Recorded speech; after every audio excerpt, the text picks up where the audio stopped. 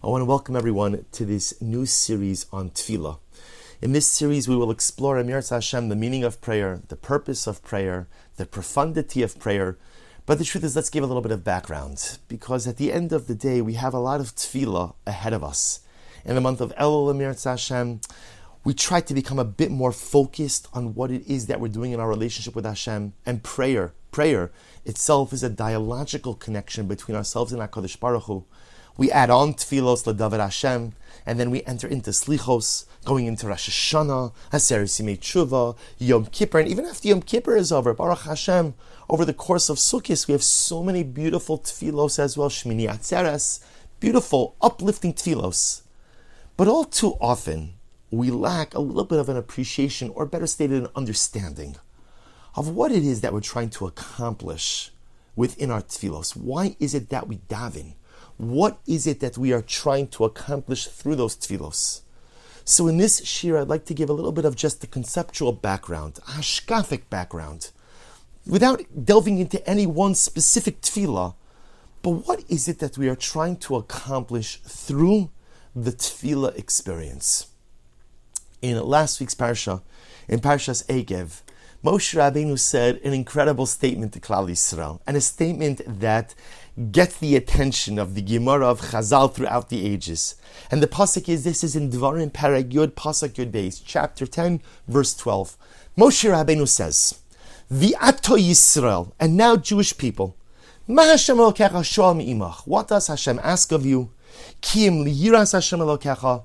Literally again, to fear, or maybe better translated, to revere Hashem. Laleches bechol durachav, to walk in all of His ways. Uli ahava also, and to love Him. V'la'avod es Hashem elokecha bechol levavcha bechol nafshecha, and to love Him with all of your heart and all of your soul. And of course, again, the commentaries, the Gemara and Maseches Brachos already jumps on this pasuk. Because think about it just a moment.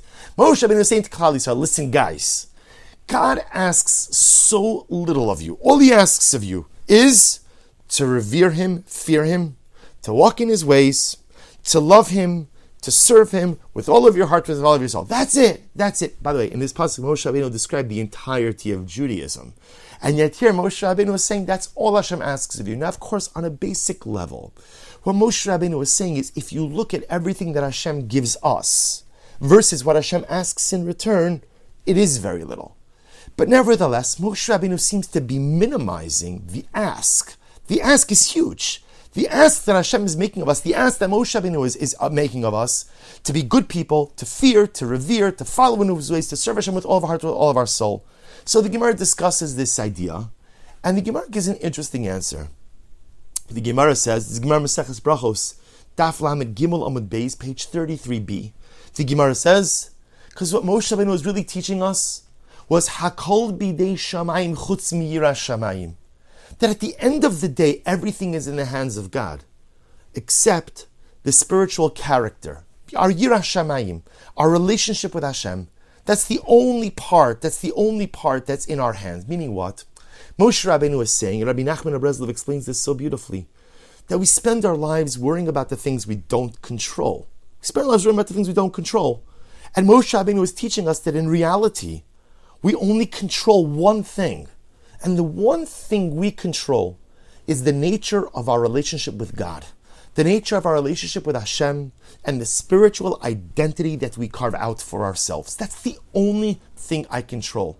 This is more clearly expressed in a Gemara Maseches Nida. The Gemara says in Tractate Nida, Daf Tezayin Amud Beis 16b. The Gemara, a beautiful Gemara, quoting Rabbi Chanina Bar Papa, Osa Malach Hamamun Alei Rayon. The Gemara talks about that the angel who is in charge of pregnancy, when a woman becomes pregnant, the malach, what does he do? He takes the tipa, he takes the little drop, the little embryo, and he brings it before Hashem. And he says, Ribono shel olam, tipa zu matehela. What is going to happen? What is going to be with this child? What is the child going to be like when he or she grows up?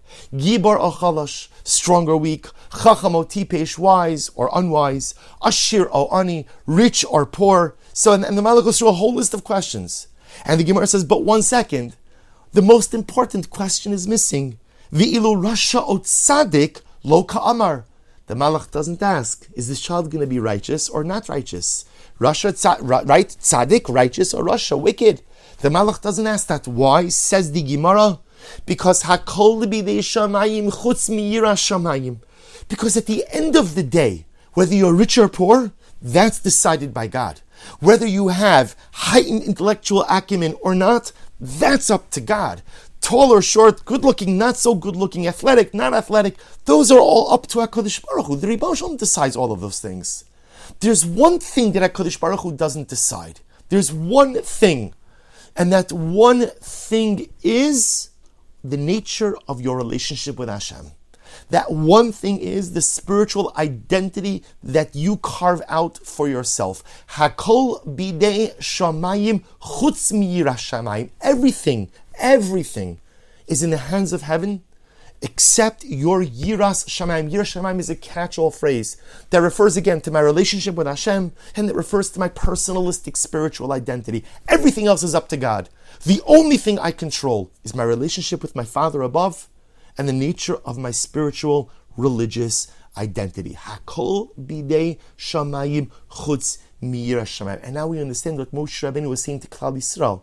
As Rabbi Nachman explains in the Kuti Halachas, Moshe Rabbeinu was saying to Klal Yisrael, guys, you're worrying about all the wrong stuff.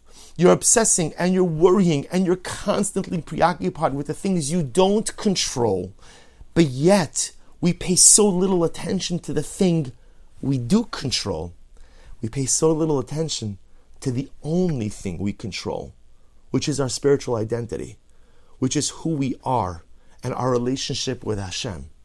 That's the only thing that is in our control. Hakol bidei shamayim chutz miyira shamayim. Moshe Rabbeinu telling us, stop worrying about the stuff you don't control and focus on the stuff or the thing you do control. Who you are, what you are, and your relationship with Hashem. The great tzaddik Rabbi Levi Yitzchak of Berdichev had 3 sons. His oldest son, a young boy, Meir, known as Meirel. Meir died at a young age. He died in his late teens, early 20s. And the story is told that one time Meir was a boy of but 9 years old. And he comes over to his father, Rabbi Levi Yitzchak of Berdichev, the great tzaddik, Zechuso Yagein Aleinu.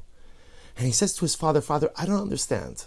The Gemara says, Hakol bidei shamayim chutz miyira shamayim. Everything is in the hands of heaven, except for one's spiritual identity and their relationship with God. And young Meir, 9-year-old boy, said, I don't understand. Either Hashem controls everything or He doesn't control everything. You can't say He controls everything but one thing. You see, children are concrete thinkers. So in young Meir's mind, either if God controls everything, then everything means everything. And if He doesn't control everything, then there must be a whole bunch of other stuff that He doesn't control either. Good kasha. The great tzaddik Levi Yitzchak looks at his son Meir. He says, "No, Meir, tell me, what do you think? What's the answer?" And dear friends, listen to what young Meir of Berdichev, a 9-year-old boy, said to his father. He said, "Father, I think the answer is like this. Hakol, what the Gemara means is, Hakol bidei shamayim. Everything is in the hands of heaven. Meaning what? When I dive into Hashem for something, it's possible God is going to say yes, and it's just as possible God is going to say no. That's the way Tefillah works. God is not an ATM machine. You put in your card, put in your PIN code, and as long as you have money in the account, you'll get out, which is not the way it works. Kadosh Baruch Hu it's not a transactional relationship. I ask, you give, that's not how it works. Hakol b'dei shamayim. And we know this. We know this from our own tefillas. How many times have we davened for things that we felt were like genuinely good, genuinely meaningful, a refuah shalema for someone, parnasa, a shidduch, children, and the answer sometimes is no. Because Hakol b'dei shamayim, God has the power to say yes and say no, and sometimes He says yes and sometimes He says no. Chutz miyira shamayim. Said young Meir of Berdichev, there's one thing that a Jew could daven for, that the answer is always yes. And what's that one thing? Is Yira Shamayim. If I daven to Hashem and I say to Hashem, God, I have but one request. I want a relationship with you. I want the relationship with you. I love you, and I know you love me, but I don't feel we're as close as we could be.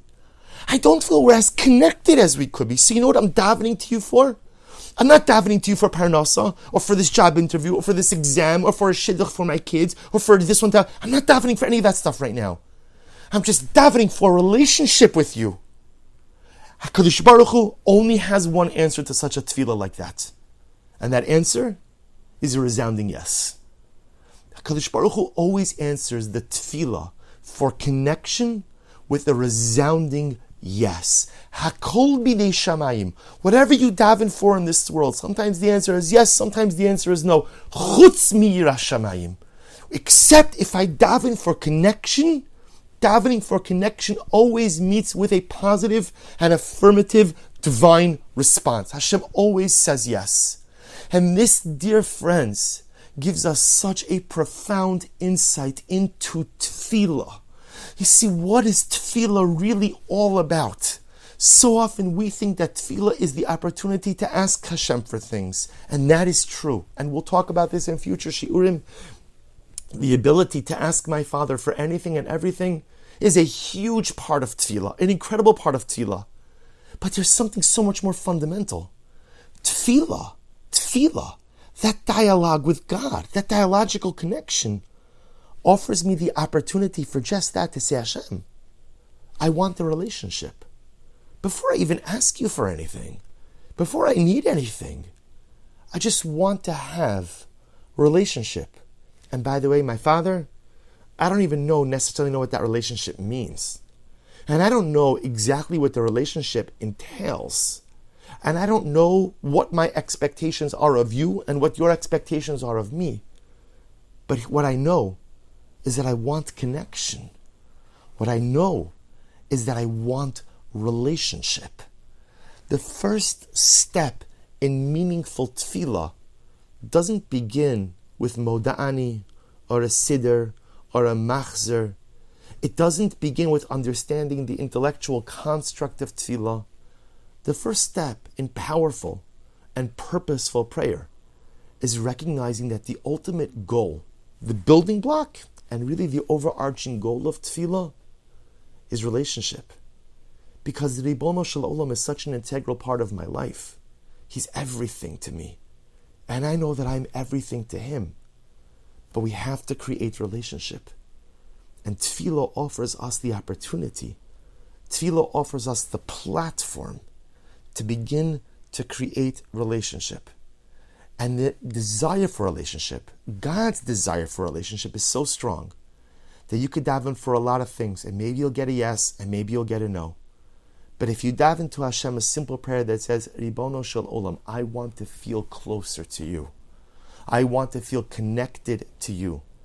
That tefillah always meets with a resounding divine yes, with a resounding divine affirmative response. That tefillah is never turned away. David HaMelech says, we're going to begin saying, L'David Hashem Ori V'Yishin Chodesh Elu. And in one of the most meaningful phrases in that kapitel, David HaMelech says, Shifti beveis Hashem, Acha sha'alti me'es Hashem.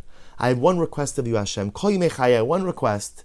Shifti beveis Hashem kol yimei chayai. I just want to dwell in the house of God all the time, all the length of days. I just want to dwell there. And the Malbim, in his commentary on Tehillim, says, really? David HaMelech, that's all you want? You have one request to dwell in the house of Hashem? What about Parnasa? What about children? And what about Shidduch? And what about Shalom Bayis? What about all the things we daven for? All the things we daven for.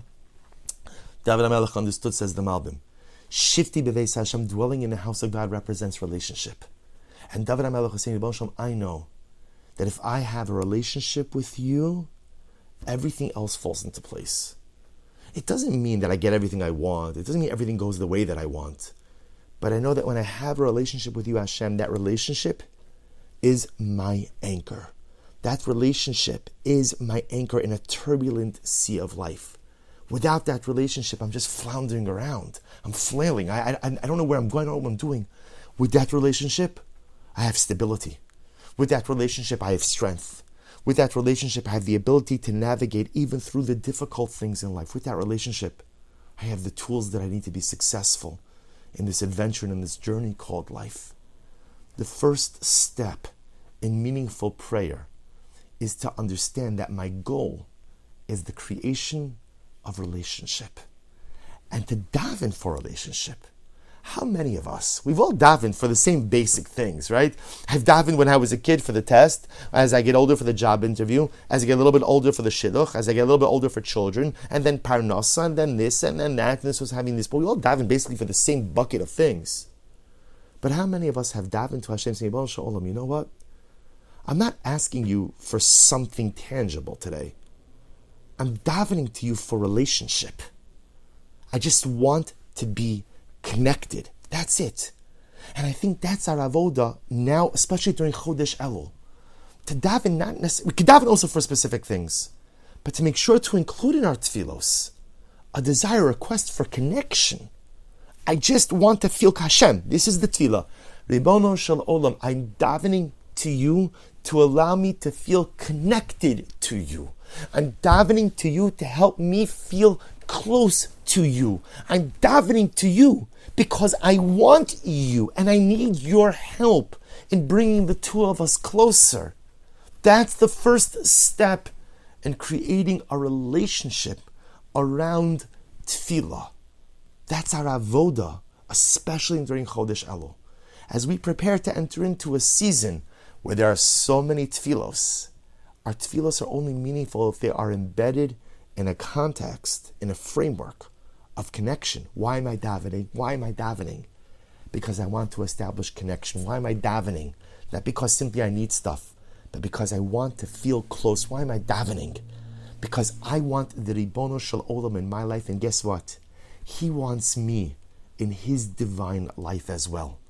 That's why I'm davening. Hakol bidei shamayim chutz miyiras shamayim. Hashem, when you daven to Him for stuff, sometimes He says yes, sometimes He says no. Hakol chutz miyiras shamayim. But if we daven for connection, if we daven for relationship, and if we daven for closeness, the answer is always yes.